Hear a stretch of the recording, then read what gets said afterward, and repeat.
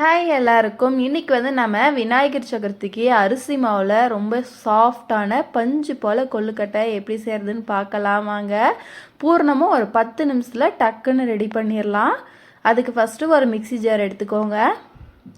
1 cup அளவுக்கு வேர்க்கடலை வறுத்து தோல் நீக்கின வேர்க்கடலை எடுத்து நல்லா கொரகொரப்பாக அரைச்சி எடுத்துக்கலாம். இப்போ அடுப்பில் வானல் வச்சுக்கோங்க. 1 கப் அளவுக்கு துருவின தேங்காய் சேர்த்துக்கோங்க. 3/4 கப் அளவுக்கு துருவின வெல்லம் எடுத்துக்கலாம். ரெண்டையும் சேர்த்துட்டு ஒரு 2 நிமிஷம் நல்லா கலந்து விட்டோன்னா நல்லா ஹீட் ஆக வெல்லமும் தேங்காயும் சேர்ந்து லைட்டாக மெல்ட் ஆகி வரும்.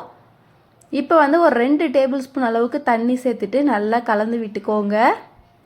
நம்ம மிக்ஸ் பண்ணிகிட்டே இருந்தோன்னா அடுப்பு சூடாக நல்லா கரைஞ்சி இந்த மாதிரி நமக்கு வந்துடும். இப்போ நல்லா வெல்லமெல்லாம் கரைஞ்சதுக்கப்புறமா நம்ம கொரகொரப்பாக அரைச்சி வச்சுருக்கோம் இல்லையா வேர்க்கடலை பவுடர், அதை இதோட சேர்த்துக்கலாம். அப்படியே கொஞ்சமாக ஏலக்காயும் தட்டி சேர்த்துக்கோங்க. இப்போ வேர்க்கடலையும் சேர்த்து ஒரு 2 நிமிஷம் லோ ஃப்ளேமில் வச்சு மிக்ஸ் பண்ணிக்கிட்டே இருந்தோன்னா நமக்கு திக்கான பூரணம் கிடச்சிடும்.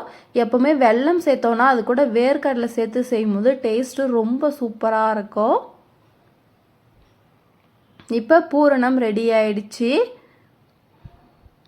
இந்த மாதிரி நல்லா கலந்து விட்டுட்டு எடுத்து வச்சுக்கோங்க. நல்லா சூடு குறையட்டும்.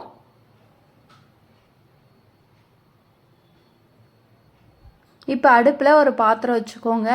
ஒரு 1/2 லிட்டர் அளவுக்கு தண்ணி சேர்த்துட்டு நல்லா சூடு பண்ணிக்கலாம். நல்லா கொதிக்கிற அளவுக்கு சூடாகணும். பாருங்கள், தண்ணி நல்லா கொதிக்குது. அடுப்பு ஆஃப் பண்ணிடலாம். இப்போ ஒரு அகலமான பாத்திரத்தில் 2 கப் அளவுக்கு அரிசி மாவு சேர்த்துருக்கேன். இப்போ மாவுக்கு தேவையான அளவுக்கு உப்பு சேர்த்துக்கோங்க. ரெண்டையும் கை வச்சு நல்லா மிக்ஸ் பண்ணி விட்டுக்கலாம். இப்போ இதெல்லாம் நம்ம எடுத்து வைக்கிறதுக்குள்ளே தண்ணி கொஞ்சமாக சூடு குறைஞ்சிருக்கும். அப்படியே எடுத்து அரிசி மாவோட சேர்த்துக்கோங்க. கொஞ்சமாக சுடு தண்ணி சேர்த்து நல்லா சப்பாத்தி மாவு பதத்துக்கு சாஃப்டாக பிசைஞ்சு எடுத்துக்கலாம். தண்ணி சூடாக இருக்கிறதுனால ஒரு ஸ்பூனோ கரண்டியோ வச்சு நல்லா மிக்ஸ் பண்ணி மாவு பிசைஞ்சு எடுத்துக்கலாம். நல்லா எல்லா இடமும் படுற மாதிரி தண்ணி ஊற்றி நல்லா மிக்ஸ் பண்ணிவிட்டு தட்டு போட்டு ஒரு 5 நிமிஷம் மூடி வச்சோன்னா சூடு நமக்கு குறைஞ்சி வந்துடும். இப்போ கை வச்சு நல்லா சப்பாத்தி மாவு பசத்துக்கு பிசைஞ்சிக்கோங்க. உங்களுக்கு கையில் பிடிக்கிற மாதிரி இருந்தால் லைட்டாக தண்ணி தொட்டு பிசைஞ்சிக்கலாம். பாருங்கள், கையில் பிடிச்சோன்னா இந்த அளவுக்கு பிடி கொழுக்கட்டை அளவுக்கு வரணும். இப்போ என்கிட்ட வாழை இலை இல்லை, அதனால் கீழே ஒரு பேப்பர் போட்டு நான் செய்கிறேன். கீழே எண்ணெய் யூஸ் பண்ணாமல் தண்ணி நீங்கள் அப்ளை பண்ணிக்கோங்க. கையிலையும் பிடிக்கிற மாதிரி இருந்தால் தண்ணி தொட்டு இந்த மாதிரி நமக்கு எந்த அளவுக்கு மெல்லிஸாக தேவையோ அந்த அளவுக்கு நல்லா ரவுண்டாக தட்டி எடுத்துக்கலாம். இப்போ சென்டரில் பூரணம் வச்சு நம்ம இந்த மாதிரி மடித்து எடுத்தோன்னா நமக்கு கொழுக்கட்டை ரெடி ஆகிடும். பாருங்கள், இதே மாதிரி இன்னொன்றும் செஞ்சு காமிக்கிறேன். நம்ம அப்படியே எடுத்து மடித்தோன்னா அப்படியே அழகாக வந்துடும். அப்புறம் எடுத்து தட்டில் வச்சுக்க வேண்டியதா. இப்போ இதே மாதிரி நம்ம உருண்டை கொழுக்கட்டையும் செய்யலாம். நம்ம எப்பயும் போல் நல்லா மெல்லிஸாக தட்டிட்டு சென்டரில் பூரணம் வச்சு இந்த மாதிரி நல்லா மடித்து ஒரே இடத்துல சேர்த்துட்டு வந்தோன்னா நமக்கு உருண்டையாக கிடச்சிடும். இந்த மாதிரி கையில் நம்ம எல்லா இடமும் ஈவனாக வர மாதிரி உருட்டி நம்ம எடுத்து வச்சுக்கலாம்.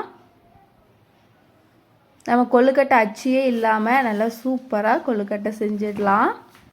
இப்போ அடுப்பில் நம்ம சுடு தண்ணி வச்சுக்கலாம். தண்ணி கொதி வரும்போது நம்ம இட்லி தட்டு வச்சு இந்த மாதிரி நம்ம செஞ்சு வச்ச கொழுக்கட்டைகளை வச்சு வேக வச்சு எடுத்துக்கலாம். ஒரு 5லேருந்து 7 நிமிஷம் வெந்தால் போதும். நல்லா சாஃப்டாக வெந்து வந்துடும். பாருங்கள், 7 நிமிஷத்துக்கு அப்புறம் ஓப்பன் பண்ணுறேன். நல்லா பூ மாதிரி சாஃப்டாக வந்திருக்கு.